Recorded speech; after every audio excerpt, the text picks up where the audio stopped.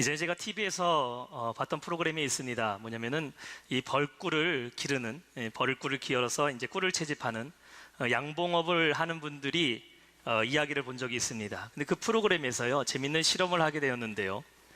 벌꿀이 꿀을 채집하러 나갔을 때에 어떻게 그 자신의 집으로 돌아올 수 있는가를 한번 테스트를 했습니다. 그래서 한 벌통에 이제 사인을 해놓고 체크를 해놓고 그 벌통 안에 있는 꿀벌 몇 마리에다가 이제 뭐 이렇게 색깔을 칠해놓은 다음에 이 벌들이 하루가 지난 다음에 정말 자신의 벌통으로 돌아오는가 시험을 하게 되는데요. 신기하게도 벌들이 자신의 벌통을 찾아서 돌아오게 된다는 것을 보게 되었습니다. 꿀벌이 하루에 꿀을 채집하기 위해서 뭐 화분을 채집하기 위해서 나가는 거리가요, 보통 6km에서 9km 정도를 날아간다고 합니다. 최대로 날아갈 수 있는 거리가 11km 정도를 꿀벌이 꿀을 채집하러 날아간다고 합니다. 제가 가만 생각해 보니까 우리 교회에서 수원역까지 거리가 자동차로 갔을 때 약 8km 정도입니다. 근데 이걸 직선 거리로 하면 좀 더 가까울 수가 있겠죠. 근데 꿀벌이 뭐 한 곳에만 가서 꿀을 채집하는 것이 아니라 벌통을 중심으로 사방에 흩어져서 최대 11km까지 흩어진 다음에 꿀을 찾아서 신기하게도 정확하게 자기 집으로 돌아온다라는 것입니다. 저 보면서 참 놀랐습니다. 왜냐하면 우리는 가끔 이렇게 나가더라도요, 요즘은 이 내비게이션이 없으면요 우리 집도 찾기 힘든데, 꿀벌은요 내비게이션을 보는 것도 아니고 신기하게 찾아간다라는 것이에요. 어떻게 그렇게 찾아갈 수 있느냐? 꿀벌은 자신의 벌통이 있는 그 지역의 위치를 기억한다라는 것이에요. 그래서 자기의 집이 위도 어느 정도에 있는지 그 방위를 기억한 다음에 정확하게 이 벌통을 찾아온다라는 겁니다. 여러분이 하나도 안 놀라실 줄 알았습니다. 그러니까 여러분 집의 방위가 얼마 정도 되신지 아십니까? 북이 몇 도, 서이 몇 도 전혀 모르죠. 전혀 모르는데 신기하게도 이 벌들은 자기 집을 그대로 찾아온다라는 것이죠. 이처럼 우리 인생에도 귀소 본능이라는 것이 있어서 사람은 고향을 그리워하고 지난날의 추억을 그리워하고 생각하며 살아가게 되는데, 여러분 우리의 영혼도 돌아갈 곳이 있다는 것 알고 계십니까? 그것이 과연 어디일까요? 내 영혼이 돌아가야 될 집, 그것은 바로 우리 아버지이신 하나님 아버지가 계신 곳입니다. 다윗은 시편 23편에 이렇게 고백했어요. 1절에 보면은 여호와는 나의 목자시니 내가 부족함이 없으리로다. 아름다운 시입니다. 이 시에서 얘기하는 것이 뭡니까? 내가 사망의 음침한 골짜기를 다닐지라도 해를 두려워하지 않을 것은 주께서 나와 함께 하심이라.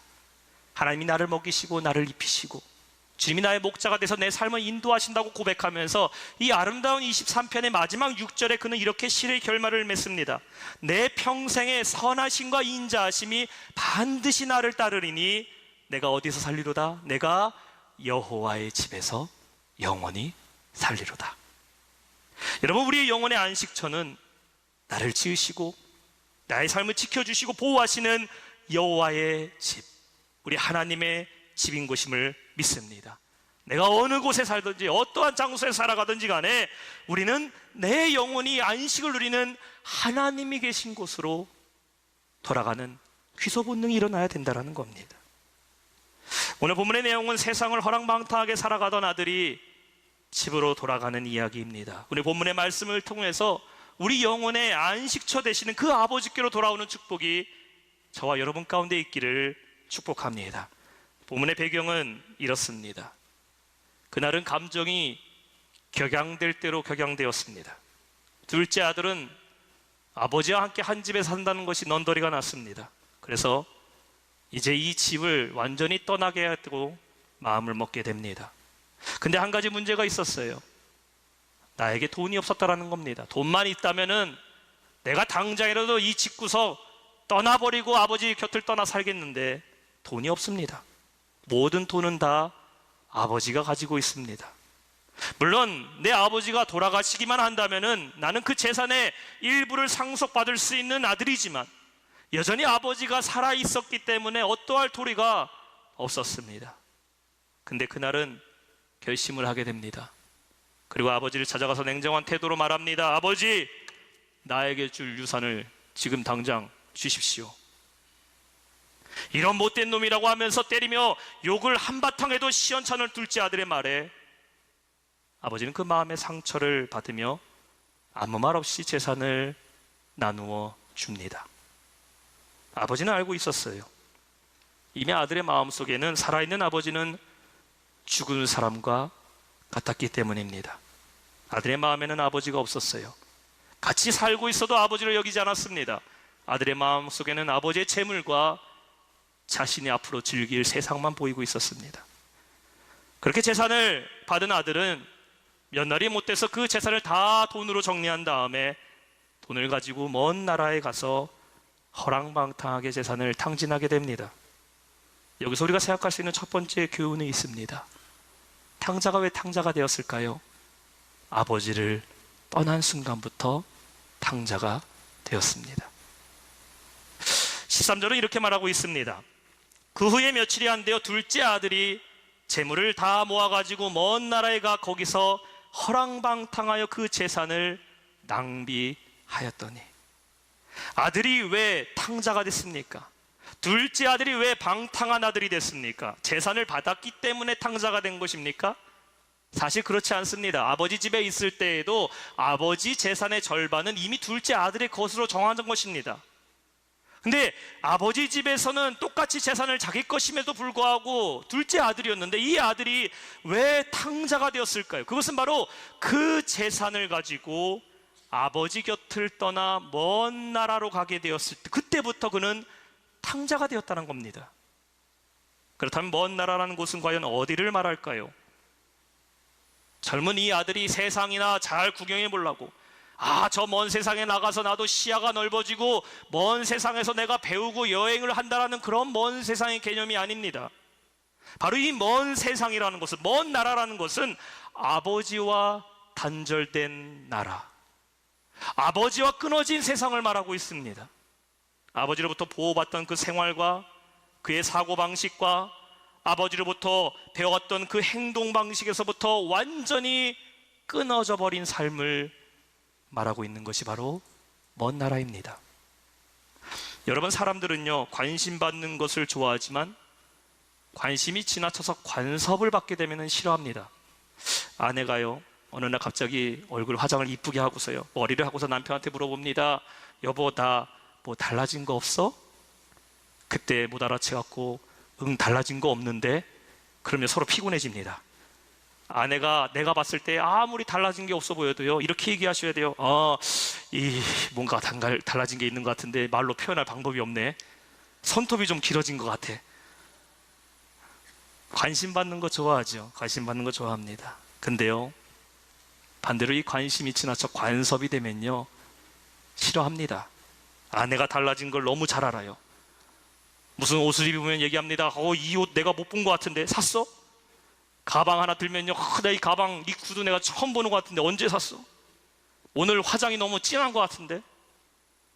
남편이 아내를 너무 관심 있게 해서 그것이 관섭이 되어버리면요, 어떻게 합니까? 싫어합니다. 관섭받는 거 좋아하는 사람 없어요.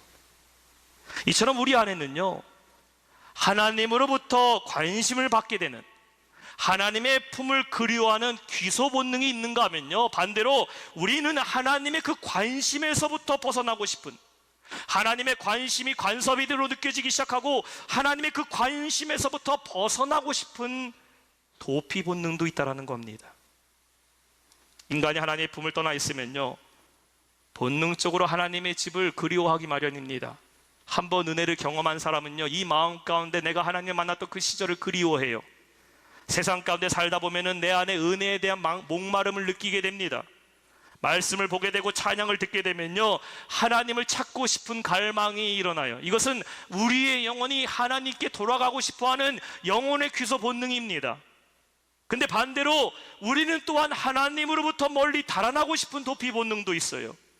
하나님이 관심을 갖고 있는 것이 나에게 간섭으로 느껴지기 시작합니다. 통제라고 느껴져요. 하나님의 주인인 것보다 내가 내 삶의 주인이 되고 싶은 생각이 느껴지기 시작합니다. 여러분, 하나님을 떠난 삶은 공허한 삶입니다. 여러분의 삶을 돌아보세요. 만족하며 사셨습니까? 정말 내 마음이 만족해서 주무실 때 다리 쭉 펴고 세상 걱정 근심 없이 살아오셨습니까?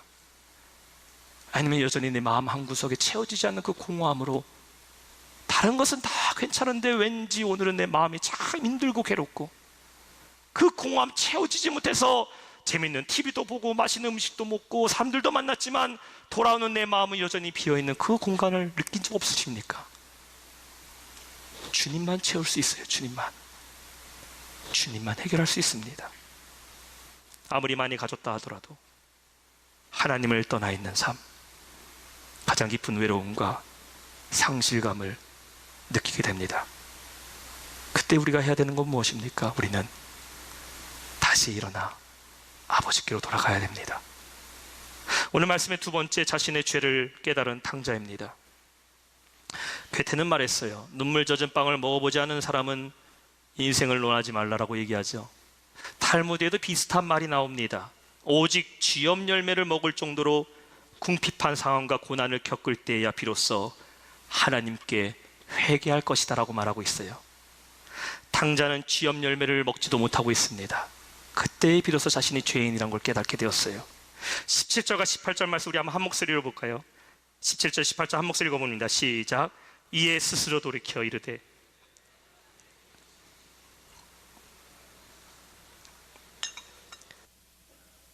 내가 일어나 아버지께 가서 이르기를 아버지, 내가 하늘과 아버지께 죄를 지었사오니.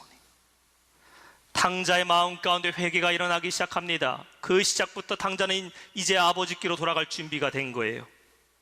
아버지께 돌아가기 위해서 수반돼야 될 것이 있습니다. 전제돼야 될 것이 있어요. 그것은 내 죄를 깨달아야 된다는 겁니다. 영어 성경에 보면 17절에요 스스로 돌이켜라는 말을 이렇게 말합니다. When he came to himself라고 얘기해요. 직역하자면 이거죠. 그가 자기 자신에게 돌아갔을 때에. 여러분, 회개는 어디서부터 시작됩니까? 내 자신을 돌아보는 데에서부터 회개가 시작된다는 것이요, 내 현 주소가 지금 어디에 있는지를 깨달아야 된다는 겁니다. 있어야 할 자리에 있지 않았고, 해야 할 것을 하지 않았고, 하지 말아야 될 것을 하고 있는 것을 죄라는 것을 알아야 된다는 겁니다. 죄라는 말이 무슨 말입니까? 원어 그대로 얘기하자면 관역에서 벗어났다라는 것입니다. 화살이 쏜 그대로 나아가야 되는데 화살이 그 관역을 벗어났을 때를 죄라고 얘기해요. 그다음에 회개는 무엇입니까? 회개는요, 돌아오는 거예요. 어디로 돌아온다? 올바른 자리로 돌아오는 것입니다. Return, repentance란 건 뭐예요? 내가 있어야 할 그 자리로 돌아오는 게 회개입니다. 죄는 관역을 벗어났다면 그 죄인이 회개한다면 내가 있어야 될 자리로 돌아오는 것이 바로 진정한 회개라는 것이에요. 탕자는 아버지의 집을 떠난 것이 죄라는 것을 깨닫게 됩니다. 여러분, 우리도 마찬가지입니다. 하나님으로부터 떨어져 사는 삶은 자유로운 삶이 아닙니다. 하나님이 자유의지를 주셨으니까 하나님을 쫓아가도 되고 세상을 쫓아가도 되는 것이 아닙니다. 하나님이 자유의지를 주신 것은 우리의 의지대로 하나님을 쫓아가라고 주신 것이에요. 근데 내가 하나님을 따라가지 않고 세상을 살고 있다면 그것은 죄라는 겁니다. 떠나 있으면서도 그것이 죄라는 사실을 잊고 있으면 안 돼요. 예수님의 제자 중에 가룟 유다와 베드로가 있어요. 가룟 유다, 베드로 다른 사람 같지만 두 사람의 공통점이 있습니다. 공통점은 둘 다 예수님을 배신했다라는 것이에요. 가룟 유다는 예수님을 은산십에 팔아버렸습니다. 베드로는 새벽닭이 3번 올 때 예수님을 3번 부인합니다. 정도의 차이는 있지만 두 사람 공통된 것은 예수님을 다 배신했습니다. 근데요, 베드로는 자신의 죄를 깨닫고 주님께 돌아오게 됩니다. 근데 유다는 자신의 죄는 알았지만 회개하지 않았고 돌아오지 않았습니다. 돌아온 베드로는 주님께 다시 한번 용서함을 얻고 더 놀랍고 귀한 예수님의 제자로 위대하게 쓰임받았지만, 죄는 알았지만 돌아오지 않았던 가룟 유다는 멸망을 하게 되었습니다. 똑같은 갈림길이 우리의 삶 가운데 항상 주어집니다. 중요한 것은 내가 죄인이란 것을 깨닫고 주님께 돌아와야지만 비로소 우리는 하나님의 자녀로 살아갈 수 있음을 믿으시기 바랍니다. 칼빈은 기독교 강요란 책에서 이렇게 말했어요. 인간이 하나님이 어떤 분이신지를 깨닫는 것과 하나님을 떠난 자신의 모습을 깨닫는 것은 서로 밀접하게 연관되어 있다고 말했습니다. 내가 하나님을 알기 위해서는 내가 하나님으로부터 어떠한 모습인지를 깨달아야 된다는 것이에요. 그건 연결되어 있다는 겁니다. 그래서 하나님이 어떤 분이신지 아는 사람은 자기 자신의 죄성을 깨닫게 되는 것이고, 자기 자신의 죄성을 깨닫게 된 그 사람은 다시 하나님을 찾게 되어 있다고 얘기를 했습니다. 이것이 바로 구원의 첫 시작이에요. 여러분, 하나님으로부터 떨어져 있다면 그곳에서부터 회개하시기 바랍니다. 회개하지 않고 돌아갈 수가 없어요.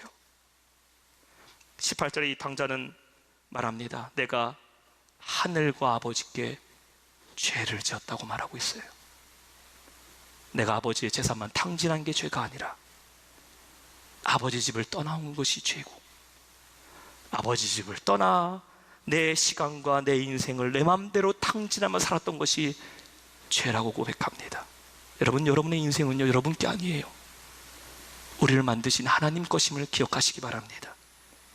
내가 주님께 떠나 있던 그 시간, 주님이 기뻐하지 않는데 사용했던 그 물질, 그 시간, 나의 육신, 그 모든 것이 바로 죄라는 사실을 우리가 기억하고 회개하고 돌아갈 때에 우리는 비로소 하나님의 자녀로 회복될 수 있음을 믿으시기 바랍니다. 돌아오면 회복돼요. 돌아오게 되면은 그 깊은 외로움과 고난에서 우리는 벗어나게 될 줄로 믿습니다. 오늘 말씀의 마지막 세 번째 교훈은 아버지께로 돌아온 아들입니다. 오늘 20절 말씀은 오늘 예수님이 말씀하신 이 비유에서 가장 중요한 부분입니다. 제가 읽습니다. 20절 말씀, 이에 일어나서 아버지께로 돌아가니라. 아직도 거리가 먼데 아버지가 그를 보고 치근히 여겨 달려가 목을 안고 입을 맞추니.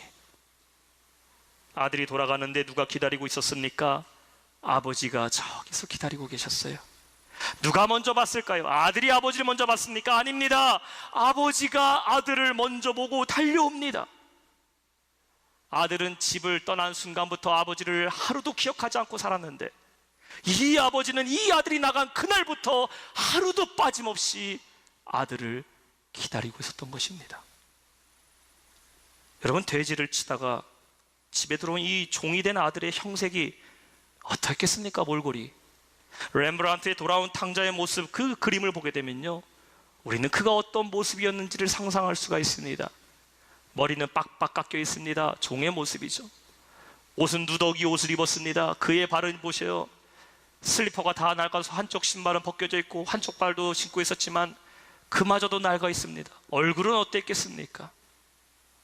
아마 본인이 아버지의 아들이라고 얘기하지 않았다면 그 집의 하인들은 못 알아볼 정도로 그의 몰골이 형편없게 되었을 때에 누구는 그 아들을 돌아보고 기억하고 있었습니까? 아버지는 자기 아들인 것을 알고 있었다는 것이에요. 여러분, 한번 생각해 보세요. 우리가 세상에서 어떻게 실패하고 얼마나 상처받고 얼마나 헐벗고, 지난날에 밝았던 내 모습은 이제 다 어두워지고 슬픈 얼굴을 갖고 있다 할지라도 다 나를 못 알아봐도 누군 알아보신다? 하나님 아버지는 여러분을 알아보심을 믿으시기 바랍니다. 먼저 달려와서 안아주시는 우리 아버지세요. 아버지가 돌아온 아들을 보고 어떻게 여겼다고 성경은 말합니까? 치근히 여겼다라고 성경은 말하고 있어요. 원어를 보니까요, 헬라어로 어려운 단어입니다. 스플랑크 니조마이, 긴 글자예요. 영어로는 compassion이라고 얘기합니다. 이 말은 뭐냐면요, 내장이 요동치도록 슬퍼하다라는 것이에요. 원래 스플랑크 니조마이는요, 장기를 얘기하고 있어요. 장기. 내 위와 내 장이 쓰라릴 정도로 고통스럽다라는 것입니다. 이 말이 언제 쓰였냐면 마태복음 9장 36절에 보면은 이스라엘 백성들이 가난하고 헐벗고 목 잡는 양같이 방황하고 돌아다닐 때에 그들이 병들고 그들이 헐벗고 굶주린 모습을 보고 예수님이 이렇게 말씀하십니다. 그들이 목 잡는 양같이 있을 때 불쌍히 여겼다라고 말하고 있어요. 이 불쌍히 여기다가 이 같은 단어입니다. 스플랑크 니조마이, 주님의 마음이 아리고 쓰릴 정도로 그들을 볼 때의 고통을 느꼈다라는 것이에요. 모든 것을 다 잃어버리고 돌아온 아들을 보니까 그 아들의 아픔을 함께 느끼는 아버지의 마음이 전해집니다. 아들이 느끼고 있는 수치와 고통보다 그러한 탕자를 바라고 있는 아버지의 마음은 더 아팠다라는 것이에요. 아버지가 돌아온 아들에게 아무 말도 하지 않습니다. 너 왜 이제 왔냐? 너 그 돈 어디다 썼냐? 너 그러니까 실패하며 살면 안 된다고 얘기하잖아요. 아버지는 이런 말 안 했어요. 아들이 돌아와서 말합니다. 아버지, 저는 이제 아버지의 아들로 일컬음을 감당하지 못합니다. 저는 죄인입니다. 종으로 여겨주옵소서. 그때 아버지는 아무 말 없이 이 아들을 안아주고 입을 맞춥니다. 성경에 기록되지 않았지만 아버지가 아들에게 뭐라고 얘기했을까요? 아들을 목에 끌어안고 이렇게 얘기했을 것 같아요. 괜찮다, 괜찮아. 내가 다 한다. 괜찮다, 잘 왔어. 22절에 말하고 있어요. 아버지가 종들에게 이르되 제일 좋은 옷을 내어다가 입히고 손에 가락지를 끼우고 발에 신을 신기라. 돌아온 아들에게 종의 옷을 벗어버리고 가장 좋은 옷을 입힙니다. 이것은 아들의 죄를 탕감해 주는 것뿐만 아니라 아들로서 권리를 회복시켜 주는 거예요. 손에 가락지를 끼웁니다. 버려진 것 같은 신발 신고 온 그 헐버린 발에 신을 벗겨버리고 새 신발을 신겨줍니다. 더 이상은 종이 아니라 내 아들이라는 것을 증명하는 그 순간입니다. 아들이 한 게 뭐 있습니까? 세상에서 방황하고 죄 짓고 있다가 아버지께 돌아온 것밖에 없습니다. 그런데 돌아온 그 아들을 아버지는 새 사람으로, 새 아들로 품어주셨다는 것이에요. 여러분, 여기에 복음이 있습니다.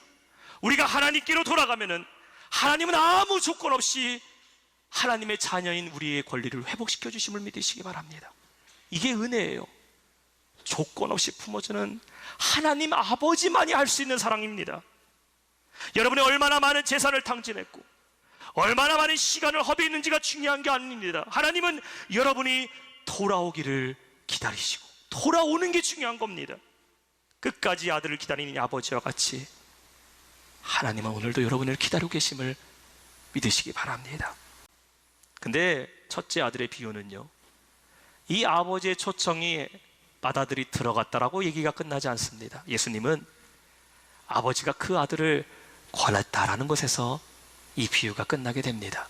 미완성이죠. 그래서 우리는 맏아들이 이 아버지의 말을 듣고 그 집에 들어가서 함께 잔치를 즐겼는지 아니면 여전히 고집을 부리고 집 밖에서 서성이고 있었는지 우리는 알 수가 없습니다. 근데 이것은 주님께서 저와 여러분에게 던지시는 질문이에요. 너희는 어떻게 하겠느냐? 아버지 초청에 들어오겠느냐? 아니면 아직도 집 밖에서 서성이고 있을 거니? 사랑하는 성도들, 우리는 누구나 탕자가 될 수 있습니다. 교회 바깥에도 잃어버린 탕자가 있고 교회 안에도 잃어버린 탕자가 있습니다. 근데 우리는 모두 어디로 돌아가야 됩니까? 우리는 아버지의 초청, 아버지의 부르심, 그것으로 돌아가야 할 줄로 믿습니다. 여러분 삶 가운데 궁핍함이 있습니까? 삶이 궁핍하세요? 누가 채워야 됩니까? 주님만이 채워줄 수 있는 것입니다. 이 시간 아버지께로 돌아오시기 바랍니다. 아버지가 기다리고 계셔요. 아버지께 돌아가면은 여러분의 모든 과거와 슬픔을 주님께서 헤아려 주시고 용서해 주십니다. 오늘 이 말씀을 듣고 주님을 멀리 떠나가셨던 분들이 오신 계신다면, 내가 옛날에는 주님을 만났으나 이제는 그 은혜를 다 잃어버리고 사신 분들이 계신다면, 혹은 오늘 이 우리 새생명 축제에 처음으로 교회 나오신 분들이 있다면 잘 오셨습니다. 여러분을 기다리신 그 아버지를 만나는 시간입니다. 주님을 모시고 주님과 함께 살아가시기를 바랍니다.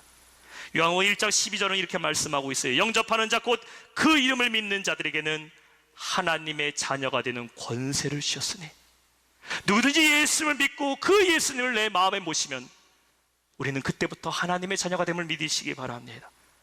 또한 오늘 이곳에서 예배를 드리긴 하지만 집 안에 잃어버린 맏아들과 같이 주님의 뜻과 멀리 살았고 내 욕심을 따라 정욕에 따라 성전 안에서 주님과 동행하는 듯하나 이 성전을 나가게 되면은 먼 나라의 삶과 같이 주님과 무관한 삶을 살았던 여러분의 삶이 있다면은 이 시간 회개하며 주님의 초청에 들어오시기 바랍니다. 삶 가운데 지쳐서 낙심하고 절망 가운데 어찌할 바를 모르는 성도들이 있다면 다른 것 없습니다. 그 자리에 털고 일어나 아버지께로 돌아오세요. 아버지는 이미 여러분을 기다리시고 품에 안아주시고 하나님의 자녀로 회복해 주실 줄 믿습니다.